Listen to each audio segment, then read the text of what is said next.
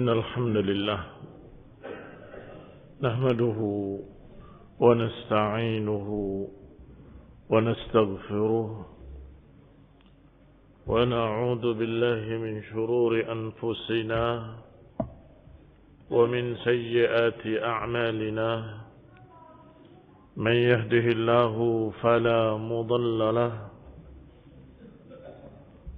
ومن يضلل فلا هادي له وأشهد أن لا إله إلا الله وحده لا شريك له وأشهد أن محمدا عبده ورسوله صلى الله عليه وعلى آله وأصحابه والتابعين وتابع التابعين ومن تبعهم بإحسان إلى يوم الدين. يا أيها الذين آمنوا اتقوا الله حق تقاته ولا تموتن إلا وأنتم مسلمون. يا أيها الناس اتقوا ربكم الذي خلقكم من نفس واحدة وخلق منها زوجها وبث منهما رجالا كثيرا ونساء واتقوا الله الذي تساءلون به والأرحام إن الله كان عليكم رقيبا. يا أيها الذين آمنوا اتقوا الله وقولوا قولا سديدا يصلح لكم أعمالكم ويغفر لكم ذنوبكم ومن يطع الله ورسوله فقد فاز فوزا عظيما. أما بعد فإن خير الحديث كتاب الله وخير الهدي هدي محمد صلى الله عليه وعلى آله وسلم وشر الأمور محدثاتها فإن كل محدثة بدعة وكل بدعة ضلالة وكل ضلالة في النار. إخواني في الدين أعزكم الله كمسلمين rahimani wa rahimakumullah. Kita lanjutkan kajian kitab Al-Aqidah Ar-Raziyain dengan syarahnya dari Syekh Rabi yang beliau beri judul Tawdih atau Qurratul Ainain bi Tawdih Ma'ani Aqidatir Raziyain. Dan kita sampai di akhir bab yang mungkin hari ini khataman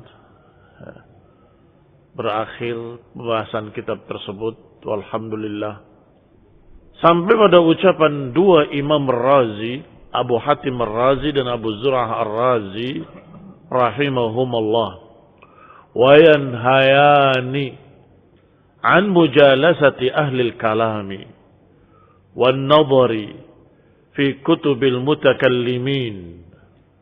Keduanya melarang, ini dua imam tersebut melarang untuk bermajlis dengan ahlil kalam. Ahlil kalam adalah ahli filsafat, orang-orang yang pandai atau orang-orang yang ahli memutarbalikkan kalimat. Wan nadhari, dan juga melarang untuk membaca buku-buku filsafat. Wa yaqulani, dan keduanya berkata, la yuflihu sahibu kalamin abada, tidak akan falah sahibu kalam abada, selama-lamanya. Enggak akan falah, ini enggak akan jaya, enggak akan baik sahibu kalam, pemilik ilmu filsafat, selama-lamanya. Ikhwan ibn a'azakumullah, mengapa demikian? Karena kunci kesesatan adalah ilmu kalam. Mereka membolak-balikan kata, membolak-balikan kalimat, sehingga makna yang hak yang ada dalam Quran, makna yang hak yang ada dalam hadis, bisa mereka balik kepada makna lain. Ar-Rasul alaihi salatu wassalam hadzara min mujalasati ahli al-ahwa. Rasulullah SAW sendiri melarang untuk bermajlis dengan orang-orang yang merupakan pengekor hawa nafsu. Membela hawa nafsunya dengan bersilat lidah. Membela hawa nafsunya dengan kalam. Yaitu ketika Allah subhanahu wa ta'ala turunkan wahyunya kepadanya.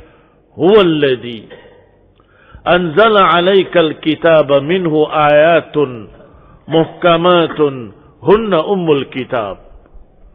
Wa ukharu mutasyabihat. فأما الذين في قلوبهم زيغ فيتبعون ما تشابه منه ابتغاء الفتنة وابتغاء تأويله وما يعلم تأويله إلا الله والراسخون في العلم يقولون آمنا به كل من عند ربنا وما يذكر إلا أولو الألباب.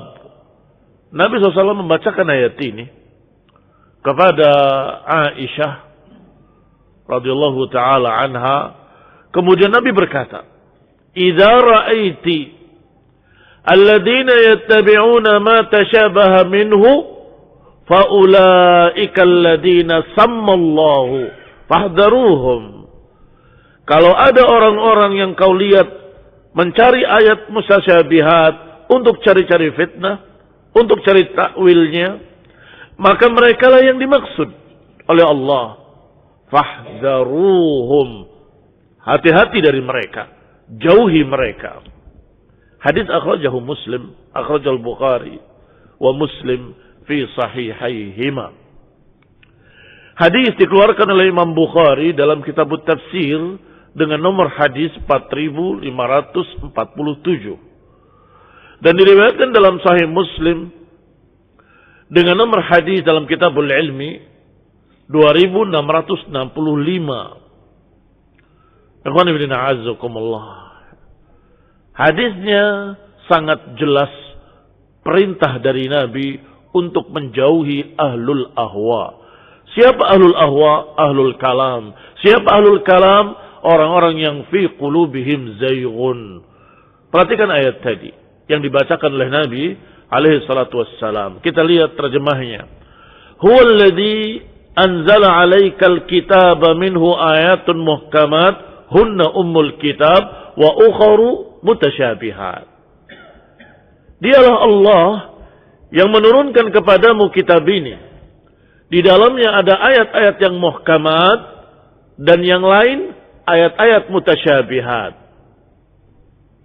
Fa'ammal ladina fi qulubihim zayghun, adapun orang-orang yang di hatinya ada zaig, ada penyimpangan, fayattabi'una ma tashabaha minhu, mereka mencari ayat-ayat yang mutasyabihat, yang samar-samar maknanya.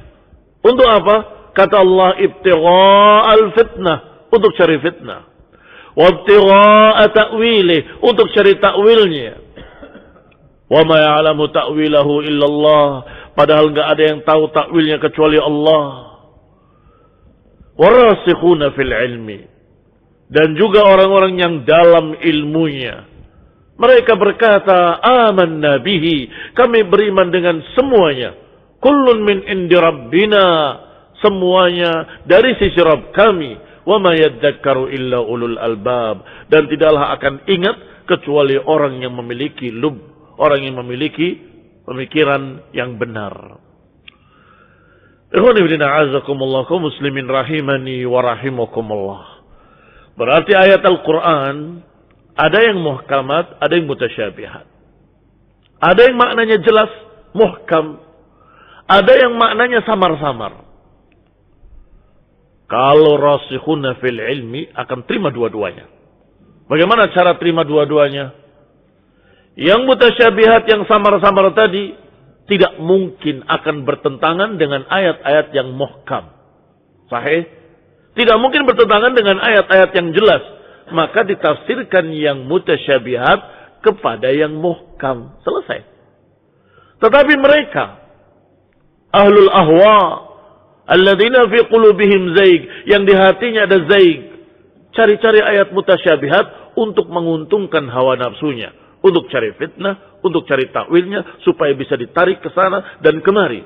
Akibatnya bertentangan dengan yang muhkamat. Akibatnya bertentangan dengan ayat-ayat yang muhkamat. Maka Nabi mengatakan, "Idza ra'aiti alladzina yattabi'una ma tashabaha minhu faulaika alladzina sammallah." Kalau kau lihat orang yang kayak gini, maka itu yang dimaksud oleh Allah. Hati-hati dari mereka, jauhi mereka. Ini perintah Nabi alaihi salatu wassalam untuk menjauhi ahlul ahwa, ahlul kalam. Qala, dikatakan selanjutnya, wa hadhihi tariqatu ahlil bid'ah sabiqin. Dan memang seperti itulah cara-cara ahlul bid'ah sejak dulu kala.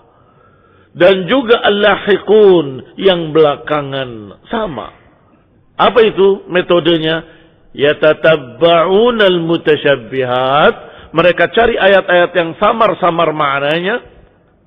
Dan juga mencari ucapan Rasul yang samar-samar maknanya. Bahkan ucapan para ulama yang samar-samar maknanya. Liyud'imu manahijahum. Untuk mendukung kesesatan mereka. Untuk mendukung manhaj mereka yang rusak. Ajaran mereka yang rusak. Wa ara'ahumud dhallah. Dan pendapat-pendapat mereka yang sesat.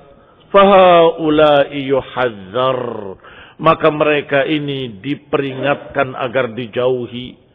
Yuhadzar min mujalasatihim. Diperingatkan agar jangan bermajlis dengan mereka.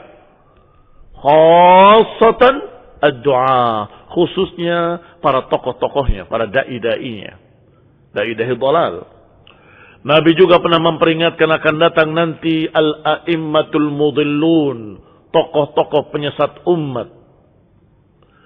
Idza ajabahu ajabtam fiha, kalau kalian taati, kalau kalian turuti mereka, qadafuhu fiha, mereka akan menjerumuskan kalian ke dalam api neraka jahannam. Du'at ila abwabi jahannam, dai-dai yang mengajak kepada pintu-pintu neraka.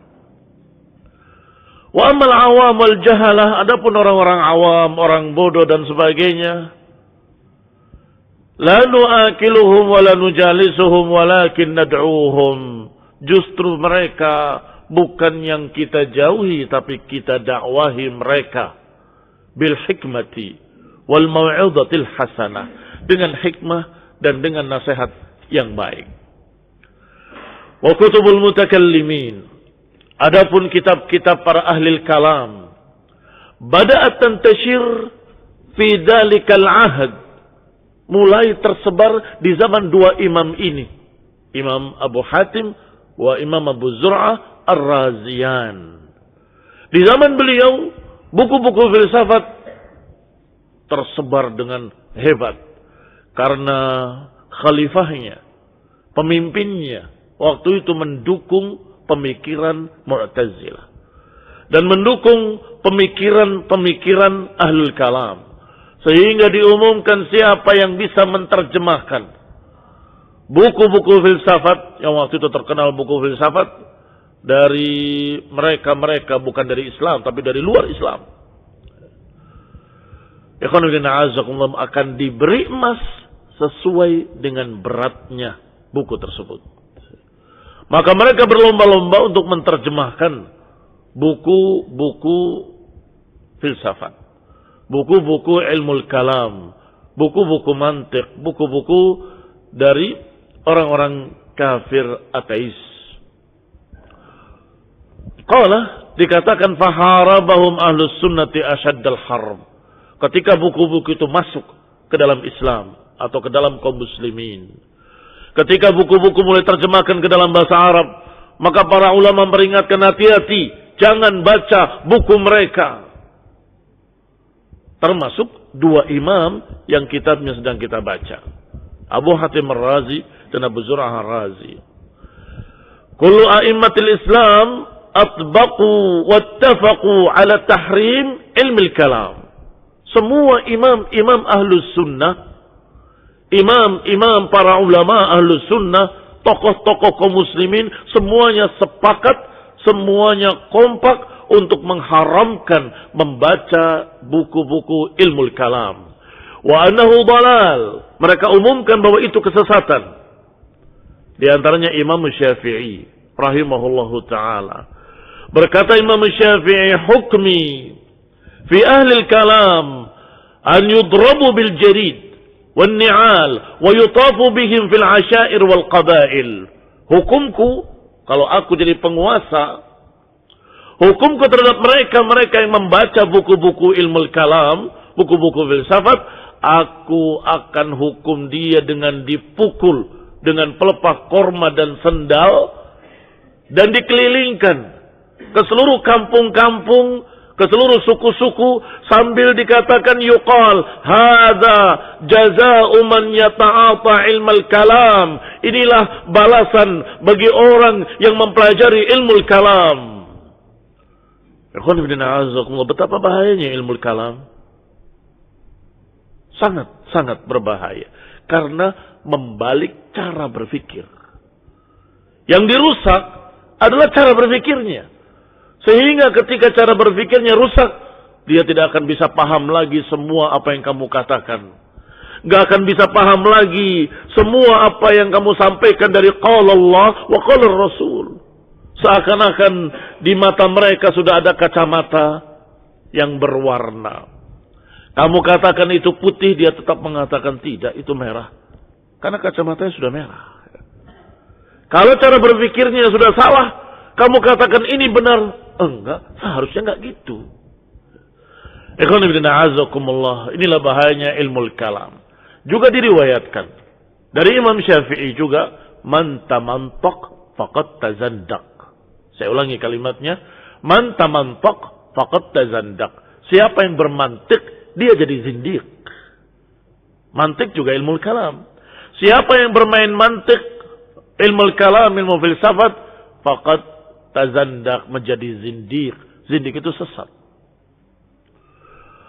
Wa kulluhum harramun nazar fi kutubil kalam. Mereka semuanya melarang untuk membaca buku-buku filsafat. Li'annal kalama huwa falsafah aqaduha minal Yunan. Karena ilmu kalam itu adalah filsafat yang diambil dari Yunani. Lihatlah ilmu kalam, ilmu filsafat. Yang dinukil bukan qala Ibnu Abbas, qala Mujahid fi tafsirih, qala sahabat fulani, enggak. Kalau belajar ilmu filsafat yang akan disebut adalah qala Sigmund Freud. Sigmund Freud siapa? Yunani. Akan disebutkan nama-nama qala Plato, qala Aristo. Siapa Plato, siapa Aristo? Aristoteles, Plato, orang-orang Yunani semuanya. Rusaknya sebagian kaum muslimin, mudah-mudahan sebagian kecil, ketika buku-buku filsafat dari Yunani diterjemahkan ke dalam bahasa Arab. Mulai saat itu rusak cara berpikirnya. Sehingga yang dulu tidak susah untuk mengimani bahwa Allah Maha Tinggi di atas arasnya, selesai. Tiba-tiba setelah masuk filsafat, Allah Maha Tinggi di atas arasnya, bagaimana mungkin yang namanya materi itu menempati tempat, menempati ruang dan memiliki massa. Kalau Allah menempati tempat berarti seperti materi. Itu cara berpikir dari mana itu? Pikiran tentang makhluk diterapkan untuk Allah SWT. Kalau begini harusnya begini, kalau begitu harusnya begini. Sehingga mereka tidak percaya kalau Allah menempati satu tempat. Nanti tempatnya lebih besar.